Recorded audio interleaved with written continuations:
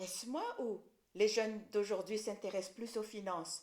En tout cas, c'est ce que j'ai remarqué puisqu'en ce moment, le désir de richesse est exacerbé par tout ce qu'on voit sur les réseaux sociaux comme TikTok où les jeunes exhibent sans complexe leur richesse matérielle. Mais qu'est-ce qu'être riche? Car il ne faut pas confondre richesse et fortune. C'est notre sujet du jour où il s'agira de distinguer ces deux termes que l'on confond de Well, manière I built inconsciente. you for the dreamers, half-fight scheme, social media stars. Yeah. Bonjour et bienvenue sur ce 11e épisode du podcast Succès Matinal où on se motive mutuellement pour faciliter notre quête de réussite.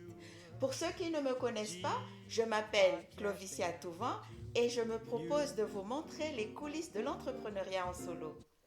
La dernière fois que j'étais à Antala, mon neveu de 18 ans m'a dit « Tu vois le gars là-bas, il s'est enrichi du jour au lendemain. » Ce jour-là, ma mission était de lui faire comprendre que la réussite du jour au lendemain est une utopie et que derrière le côté flamboyant du succès, il y a eu beaucoup de travail, de sacrifices et de rebondissements malencontreux. Comme il joue au basketball, je lui ai parlé de la routine quotidienne de son idole Kobe Bryant, le Black Mamba, qui a été 5 fois champion NBA aux États-Unis et 2 fois champion olympique. En effet, cette légende du basketball avait une routine de vie très disciplinée qu'il commençait dès son lever à 5 heures du matin, en faisant 2 heures de musculation et d'entraînement individuel avant son petit déjeuner à 9 heures. Il enchaînait ensuite avec 2 heures d'entraînement en équipe, cette fois-ci, avant le déjeuner de midi. L'après-midi, après 2 heures de repos et de récupération, le champion retournait sur le terrain pour 2 autres heures de session de tir intensif en travaillant sur différents types de tirs sous différentes conditions. Après un dîner équilibré, riche en nutriments pour favoriser la récupération, il allait passer 2 autres heures à l'étude de jeu en visionnant les matchs pour encore améliorer ses performances lors des prochaines compétitions. Kobe Bryant passait ensuite le reste de la soirée en famille avant d'aller au lit vers 22 heures. En tout, le Black Mamba s'entraînait 7 heures par jour pour exceller dans son art. Avant de continuer l'émission, écoutez cette citation de Kobe Bryant sur le succès. Je n'ai rien en commun avec les personnes paresseuses qui blâment les autres pour leur manque de succès. Les grandes choses viennent du travail acharné et de la persévérance. Pas d'excuses. Kobe Bryant. Voyons maintenant la différence entre la richesse et la fortune. Mais déjà, une question me titille. À partir de quelle somme d'argent peut-on se considérer riche? Voici la distinction entre la richesse et la fortune. La richesse désigne l'abondance de biens, de ressources ou de moyens économiques. Elle peut inclure les biens matériels comme les maisons, les voitures, les bijoux, mais pas que, puisque les actifs financiers comme les actions, les obligations, l'argent en banque sont aussi classés comme étant de la richesse. Pour faire simple, la richesse est un concept plus large qui englobe l'ensemble des possessions et des ressources d'une personne ou d'une entité. Elle peut aussi inclure des aspects immatériels comme l'éducation, les compétences et les relations sociales. On parle souvent de richesse pour décrire l'état général de prospérité d'une personne ou d'une société. La fortune, en revanche, se réfère spécifiquement à la quantité d'argent et de biens qu'une personne possède. C'est une mesure plus directe et plus précise de la richesse. La fortune est généralement quantifiée et peut être calculée en termes de valeur nette. Cela veut dire qu'elle représente souvent la somme totale des actifs moins les passifs. On utilise souvent le terme fortune pour parler de la richesse personnelle ou familiale de manière plus précise. Par exemple, il a fait fortune dans l'industrie technologique. Je vais d'abord vous parler de 3 différentes perceptions et réactions de jeunes face à la richesse selon leur culture, la région où ils vivent et des personnes qu'ils côtoient. Premièrement, Les optimistes, un groupe de jeunes gens discutent au coin de la rue à New York, aux États-Unis, et ils voient une belle voiture passer. Ils sont surexcités, ils se font des chèques. « Hé, monsieur de la Lamborghini, elle est belle ta voiture. Quand je serai grand, j'aurai la même. Check, high five. » Ils sont très contents. Évidemment, la Lamborghini ne s'est pas arrêtée, mais c'est pas grave. Leur motivation est au beau fixe. Dans la deuxième situation, il y a les jaloux. Dans un autre coin de rue, à Paris cette fois-ci, d'autres jeunes voient une dame passer en Ferrari. Ils se regardent et marmonnent. « Oula, elle se la pète avec sa putain de voiture. Ces riches sont des plaies. » Oui, ça c'était à Paris. Cas numéro 3, les sceptiques. Cette fois-ci, on est à Antala, au nord-est de Madagascar. D'autres jeunes sont en train de refaire le monde à la terrasse de la marchande de brochettes de zébu.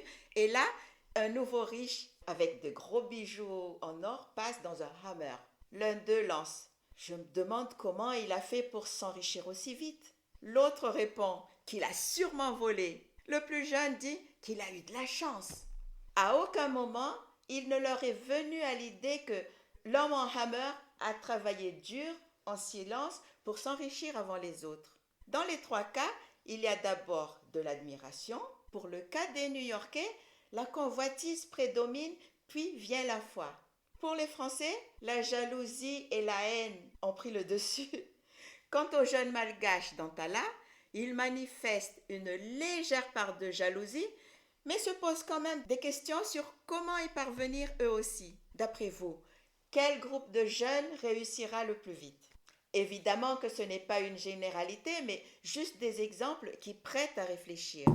Attendez, je sais que l'épisode vous passionne, mais je vous interromps pour vous faire savoir que je vous ai concocté un cours en ligne complet afin de vous aider à créer un blog passionnant et qui peut vous rapporter de l'argent.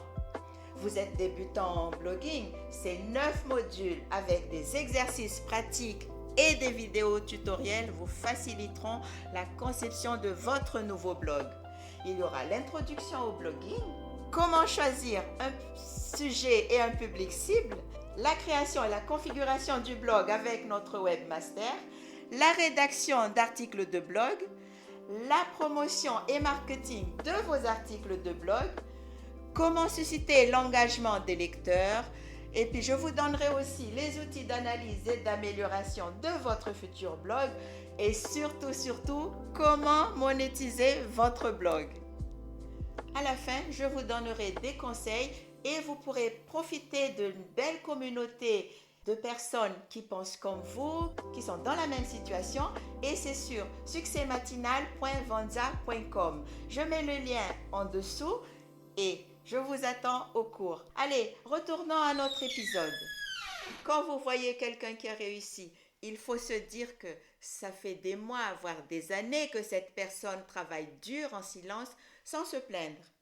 C'est la raison pour laquelle vous devez choisir une activité qui vous passionne vraiment parce que vous allez devoir beaucoup travailler sur ce métier avant de connaître le succès et surtout trouver l'inspiration pour sans cesse vous renouveler. Alors, comment s'inspirer de ceux qui réussissent? Où trouver de l'inspiration?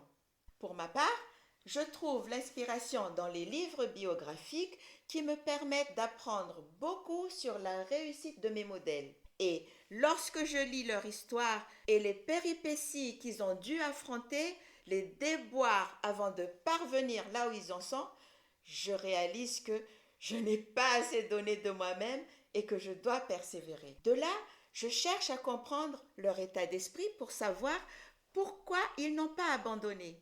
Car très vite, je constate qu'au départ, ce n'étaient que de simples personnes comme nous autres. Pas des héritiers, ni des gens qui ont gagné à la loterie. Ils ont simplement travaillé. La citation de Mohamed Ali, le champion de boxe, démontre à quel point c'est dur de réussir. J'ai détesté chaque minute d'entraînement, mais je me suis dit, n'abandonne pas. Souffre maintenant et vis le reste de ta vie en champion. Muhammad Ali. Il faut fréquenter des personnes qui nous inspirent. Attention, le fait qu'ils soient maintenant d'une autre catégorie sociale ne veut pas dire qu'ils sont inaccessibles. Il y a toujours un moyen de les approcher. Alors, Si vous vous demandez comment faire pour rencontrer des personnes qui ont réussi, la réponse est simple, car par définition, les êtres humains sont sociables. Ils se regroupent entre personnes aux mêmes valeurs. Ils ont des clubs où ils se réunissent et participent à différents événements. Tout ce que vous avez à faire, c'est d'adhérer à ces groupes ou de vous inscrire à des événements où vous êtes susceptible de les rencontrer. Après, il ne faut pas leur monter dessus comme des midinettes non plus. Vous vous rendrez vite compte que ce sont des personnes comme vous et moi, à la différence qu'ils ont une autre opinion de la réussite. Le simple fait de les écouter et de voir comment ils se comportent vous fera changer positivement votre vision de la réussite. Évidemment que ces événements coûtent de l'argent, mais honnêtement, il vaut mieux investir de l'argent dans ce genre de réunion que d'acheter une paire de chaussures ou un sac de marque. Pour conclure, la réussite est à la portée de tous. Il suffit simplement de trouver la bonne formule et de l'appliquer. Et pour trouver la formule qui fonctionne, entourez-vous de personnes qui ont réussi. Vous pouvez les rencontrer dans les clubs, dans des réunions ou sur des événements. C'est tout pour aujourd'hui. Je vous souhaite une agréable semaine pleine de motivation et d'action vers votre réussite.